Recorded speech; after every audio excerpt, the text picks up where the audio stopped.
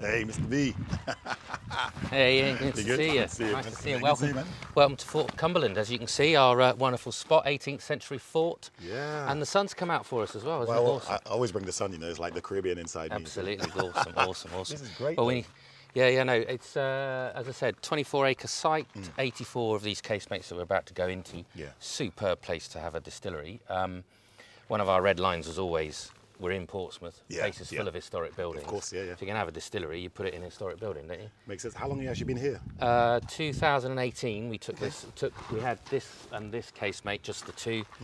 We renovated it ourselves. The still arrived in September. Nice. Started producing in November, December. Oh, wow. And we've just grown ever since. Yeah. So we now have the whole of this ravelin now, all of the casemates here. Man. And we have several over on the other side of the fort, which you'll see in a bit, Okay. for our aging and everything. So yeah, we're doing all right. Absolutely amazing. You can feel the history Yeah. here in that type of stuff, which is so synonymous with rum as well. Yeah, I'm looking forward to. And we've got some all rums. sorts of ambitions for the place. I mean, that overgrown bit up there. Yeah. We hope to turn into a botanical garden one day. Oh, wow, nice. Rooftop bar. Yeah. As you can see the solent from there. Oh, So, brilliant. You know, Oh, be wow. really cool. Just to sort of, Yeah. we're here for the long haul. That'll be the hub of rum, the hub of British rum. Yeah, hope so. That's the plan. Yeah. Excellent. So let's go on cool. into the still room. I'll show you our kit.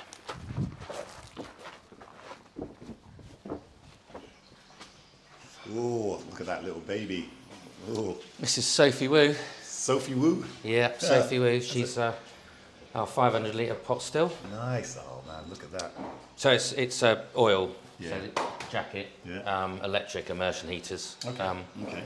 And just, we're doing this is a wash run today. So Yeah, our normal cadence is Monday, Tuesday, Wednesday wash. Okay, yeah. Thursday spirit. Yeah. Friday make. Right. And as I was saying to you before, that's because we can't use the brew kettle at the same time. Right. Okay. So when they've upgraded our electrics, we'll be able to do both. So we won't have to stick to that format. Are you in the process of upgrading the electrics now? Yeah. Oh, Yeah. brilliant. Yeah. Excellent. Wow. Where did you get this made?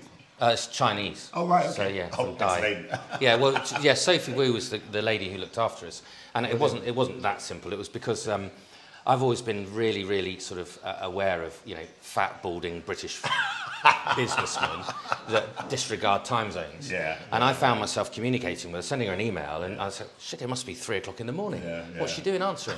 So out of honour to her diligence, we named, and she knows, and she wants to see it. She'll be in England, I think, next year, so she'll come and have a look, say hello. Yeah, oh, nice. And we'll get exactly the same still for a second when we do, and that'll go at the end. Oh, so you can in the second still. Yeah. So from the brew kettle onwards is the fermentation sort of side of the business, if you like. Yeah. So we've got we use these 300 because we've got bottom fed yeast, so we have to have flat bottoms. Right. Okay. So this is this is a week old, Oh wow. and we're making our rum completely differently to anyone else in the UK. Okay. In what way? We don't use molasses. Okay. What are you using? We So you're using sugar beet. No. We import dehydrated sugarcane juice from Costa Rica. Oh right. Okay. Really good product. Yeah. And then we rehydrate it in the brew kettle. Oh right. And we nice. boil it to make a syrup. Yeah. And then we get rum from syrup. Okay. So we've got a mishmash of different styles. So we use syrup, which would ordinarily be Spanish in a column. Okay. We don't use that. We use the pot for the more concentrated flavour. Yeah. And because we're making the syrup, we're in charge of the profile of the syrup. Yeah. So we don't boil it to take out all the lovely agricole elements. Right. Okay. So on the you nose, understand that, 1968 is it comes across quite agricole-y. Yeah. Doesn't so much on the palate, but it Yeah. finishes with that lovely sort of floral herbal end, Yeah. which makes it brilliant for things like tea punch and those sort of and cocktails. the daiquiris, of and course. daiquiris. Any type of zesty type of cocktail. Yeah, anywhere absolutely. where you want to bring those zesty elements to the forefront. Passion fruit's another one, grapefruit is another one I love using. But last year we were lucky enough. We won the People's Choice Award for Rum on the Rocks. So not just us saying you can drink it on the rocks. Other people are saying it too. So that's good news. Perfect. Yeah, but I mean, I think one of the things we always hear from some of the consumers is that white rums have no character. So when you do have a white rum with character, it just alarm bells go off. So it's really nice. And there are so many. It's just that we don't get exposed to them as much in the mainstream. And that's why when we were talking earlier about Martinique. I was in Guadeloupe 2 weeks ago, Yeah, and lovely. rums out there are absolutely amazing. Brilliant. So, wow, it's good, it's good. Yeah, so I mean, whenever we have tours here, I always jump on my soapbox and talk about colours of rum. Yeah. I don't. Yeah. I refer to rum as unaged and aged. I don't put any Same. colour into it because you know you can get aged white rums. Correct. People don't know that. Been filtered for charcoal. Exactly. Yeah, that's right. And you know, if you turn your back on white rum because of a bad experience in your late teens, which a lot of people have had in this country, you know, I don't know, a bad day on bat juice or something, you know, you're turning your back on some fantastic rums, and so you need to just look at the label. If it's aged, it's probably going to be better. If it isn't, then you know. Well, you hope it's going to be better. Well, you hope it's going to be better. Yeah. You got what, 5 plates on the column there? Yeah, no, just the 4. Just the 4 plates. We. As far as the column is, I use it I call it ringing the cloth. Okay. Because of course you get to the point with a pot where you're putting more energy in than alcohol you're getting out. Right, okay. And then you divert into the column, and I get another 15, 20 litres of high strength alcohol. Yeah. So I'm getting every last drop out of the run, which is both in the wash and also in the spirit run. Yeah.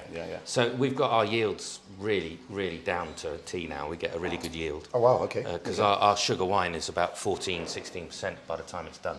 14 feet. Wow. Yeah, so Wow, we've got it really, because it's 2-week fermentation. That's the next question I was about to ask. How long is your fermentation? 2 weeks. That's good. Deliberate, because at the end of 2 weeks, it's nearly dead. It's nearly done. Right. Yeah. So there's no more alcohol to be made. Right. Yeah. And that gives us this, you know, obviously double distillation gives us a fantastic base of flavour and congeners to go through that process.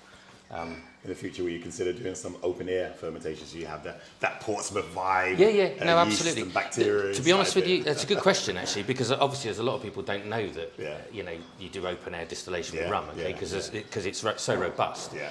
The only reason we don't is because the ceiling's a bit flaky. Yeah. And I don't want to contend with the ceiling flaky. But then again, I have been to rivers in Grenada. And the bats. That's it. I've seen some serious stuff inside there. Oh, adds to the character. Yeah, absolutely. Character of the rum. Of course it does. But that's what terroir is, I suppose. It's Indeed. You can't what's called create that flavour or create that aroma or vibe anywhere else because of all the things that might end up in what's called the beer and the wine and that. So yeah, I suppose that's something for the future, isn't it? Because absolutely. Yeah. No one else can ever make a Portsmouth rum except for you guys. Well, this is it. I mean, we're the first. The last distillery in Portsmouth was 1824. Wow. And that was gin. Oh wow, okay. And there hasn't been a distillery in Portsmouth that's made rum. And people sort of get a bit confused about that because, of course, it's a navy city. There's been a lot of rum imported into Portsmouth and held here, but there's never been any made. So we're the first ever to make it. Oh wow. Yeah. Well, congratulations. Yeah, thank you. Yeah. Back to the future. Yeah, exactly. Yeah. Nice. Yeah, it looks absolutely amazing. So, how much liters are you producing a day? Once you start to make the rums? Well, on a wash, we'll get about 120 litres of wash when we do a wash day. Yeah. So we end up with about 360 in the week because we're only doing it 3 days at the moment. And then when we run that, we normally wait till we've got 500 litres. 500 litres will give us 270, 300 of spirit. Okay. You know, up at 78, 79. Yeah, about 78, 79. Okay. Yeah, cool. so it's good. It's good stuff, and it's a really, as I say, that those figures are really good. In this game, and I think it's down to the patience. We're not forcing it. You know, we're letting nature and love do its thing. And that's what we're all about here. We're not about, you know, chemistry as in chemistry. We're into making stuff happen the way it should happen, and it's just worked. It's great, and we produce some great unaged rum. And of course you're here today principally to talk about 1812, our 3-year-old, the first in England. So let's go and find some, shall we? Yeah, let's try some. Looking forward to it.